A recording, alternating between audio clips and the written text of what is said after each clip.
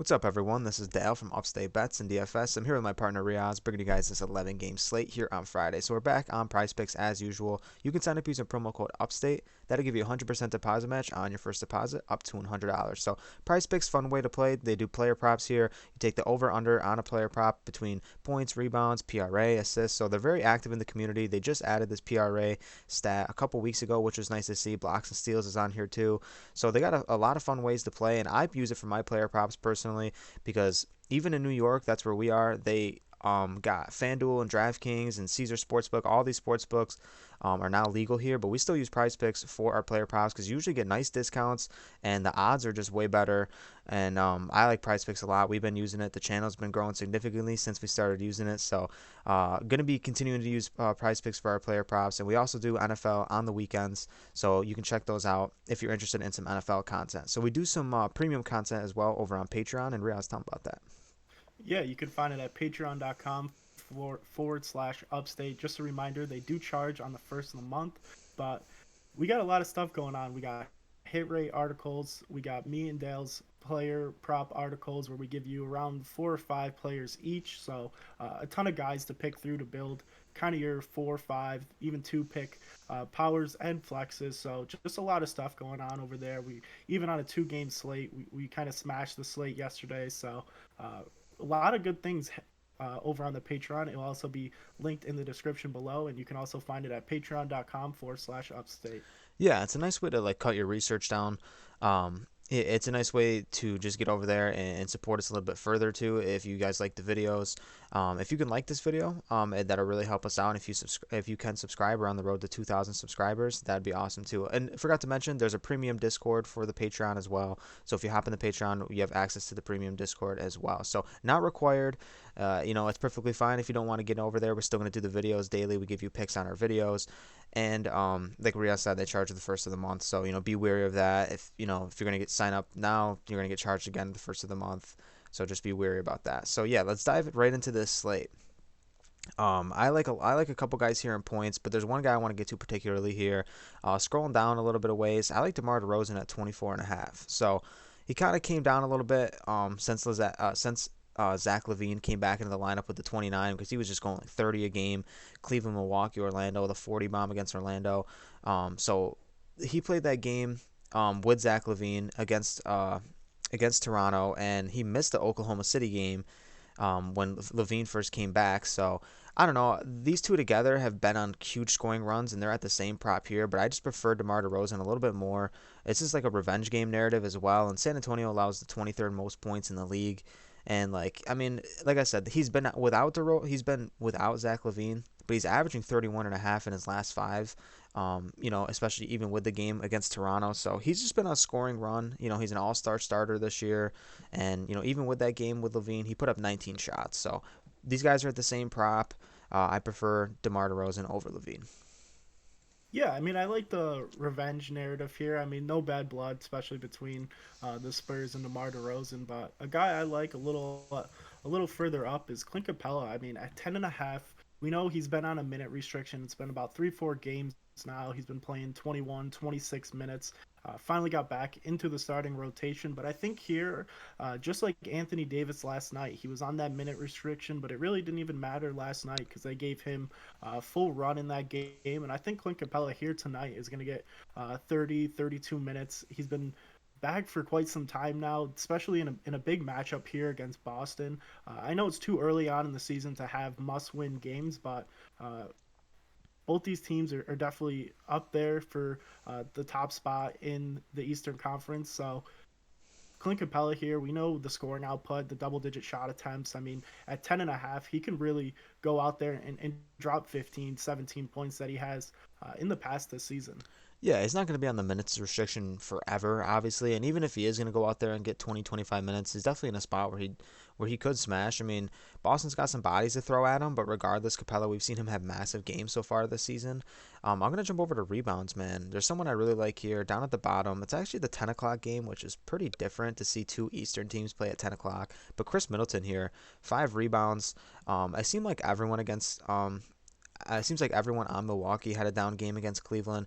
Giannis did pretty good scoring wise, but everyone else seemed to struggle. Bobby Portis had a decent rebounding game against Cleveland with 7, which is close to his prop. But like you can see, Giannis had 9 when he's used to just smashing. Middleton had a bad game. Drew Holiday had a bad game scoring wise. But I'm gonna go to Middleton rebounds here. These props are all kind of low coming off that bad game, and he had 8 boards against the Knicks early on in December. I think it was December 12th. He had a good game against the Knicks with 8 rebounds, and they're 11th right now in rebounds allowed. I know we've been attacking big men against New York these past couple of weeks, but I mean, coming to a guard here, I mean, I like Middleton here. He's a guy that definitely go give you 7, 8, 9. So I think he looks really good against these Knicks. Yeah, I even like the person right next to him, Giannis here at 10.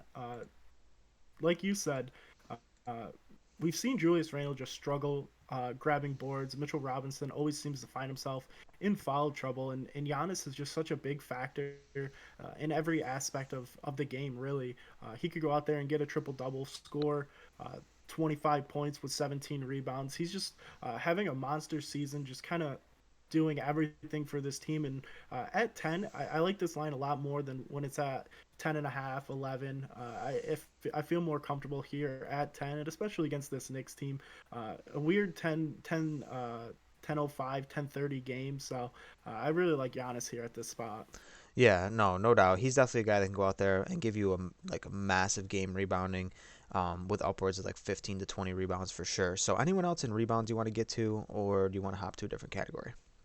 Yeah, we can hop to PRA. For PRA, one of my guys here is going to be Poto, man. I think Poto looks really good here in this spot. In this same game against Chicago, I don't know how many points are really going to be scored in this game. It can go either way, but the spread is really tight. It's actually a 1.5 point spread right now. It's a really tight game. They're predicting it to be. He's at 25.5, and he's been smashing. I mean, we've seen games against Philadelphia where he's just like 12 points above this prop. 5, 6 points above this prop. Memphis and Houston. So, um, it is a little bit of a tough matchup. I mean, he definitely gets some problems with Vucevic down there, but they're 16th in points allowed and 19th in total center defense. And I mean, he's been averaging 30 minutes in his last 10. I mean, I know foul trouble definitely can hinder things like this, and sometimes he doesn't get the most amount of run.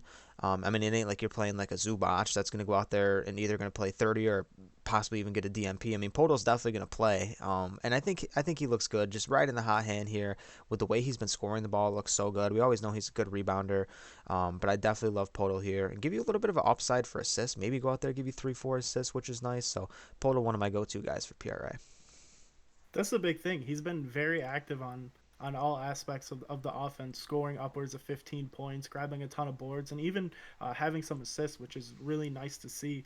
Speaking of a hot hand, LaMelo Ball here at 35 and a half, coming off a monster game against the Pacers. It seems like every time those two teams play, he's just been absolutely smashing. I mean, his hit rate against the Pacers is 100% for pretty much all categories, but here against the Lakers, coming off a tough loss yesterday against the 76ers, I love targeting guards against the Lakers, and this is a big game for Charlotte here. And LaMelo Ball coming off, I believe, a triple double against the Pacers was just phenomenal. But we know what we're going to get with LaMelo Ball. I mean, he could drop 25 points any given night, but we know with the rebounds and assists that he's just capable of doing at 35 and a half. The way I saw them guard Maxey last night and Tyrese Maxey just absolutely smash. I mean, LaMelo Ball is just due for a big game here.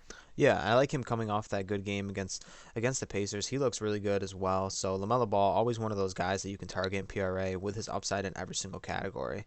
If you want to jump to assists or fantasy score, either one, whatever, let me know. Yeah, assists over here. I'm kind of on two guys in the same game.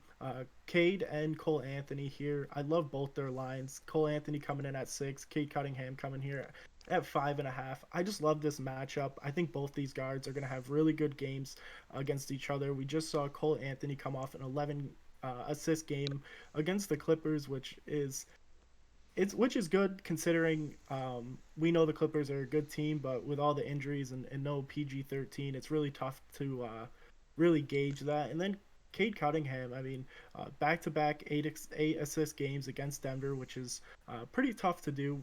We've seen both of them kind of hit it kind of hit a slump here, and I think them playing each other tonight is going to be nice. I mean, two defenses that are pretty sluggish and allow bottom last in assists, so definitely two guys to take a look at.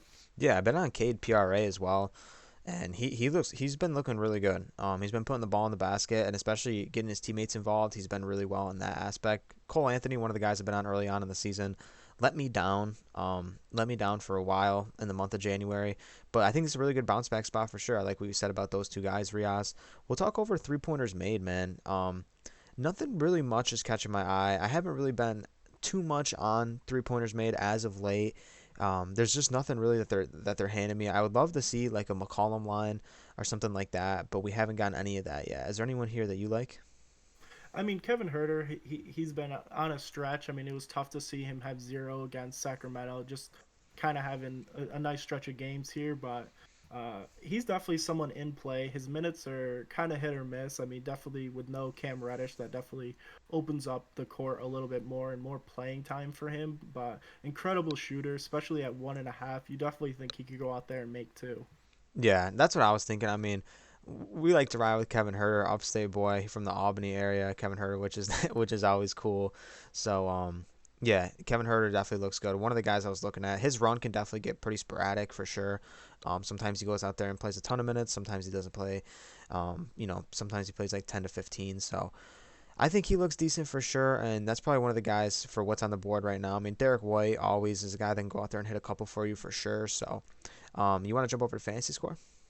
Yeah, For me, I mean, similar to PRA, the two guys you talked about, Cade and Cole Anthony, I think both look pretty good here. Some of the Magic guys, even Wagner, I should say, our Wagner, I was getting absolutely torched for saying for pronouncing 80.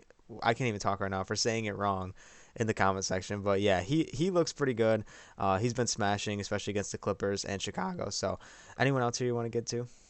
yeah, Dejounte Murray. I mean, it's pretty insane that he's not a NBA All Star starter just the season he's had so far. So I think that might play a little factor. I know he's going to be an All Star. There's no reason for him to not be, but just such a great matchup here against Chicago. I mean, this is going to be an absolute dogfight. We know the Spurs are an average team, but they do play up to their competition. And I mean, the way DeJounte Murray's been playing, super active on the defensive end of the ball, triple double upside almost every single game. I think it was almost 5 out of the last 7 or so. He either had a triple double or it was just short. So at 47.5, it does seem super high, especially in this tough matchup against the Bulls. But he really does everything for this team. And if he goes out there and scores 20, 25 points, the assists and the steals and everything else is going to come along with it. So Dejounte Murray here at 47.5 Yeah, he looks good. His or PRA, 47. yeah, his PRA looks good as well. So, Murray with the defensive upside, I think definitely makes him stand out a little bit more in fantasy score compared to his PRA. He definitely can go out there and give you like legitimately 4 or 5 steals and maybe a block or two. So yeah, I think that's pretty much who I'm going to be targeting overall on this slate. We got a couple guys we selected here, and like I said, if you can like the video and subscribe if you haven't yet, that would be amazing. And Riaz, you got anything else to say? Huge 11 game slate. Definitely can't wait for NFL, but we're going to keep hammering out these NBA videos. We've been red hot, so we're just going to keep this streak rolling. Yeah, we advise people to kind of like play light on the smaller slates, but now we got 11 game slate, so do as you wish. Hopefully you gained a little bit of knowledge from this video, and we'll catch you in the next one. Peace.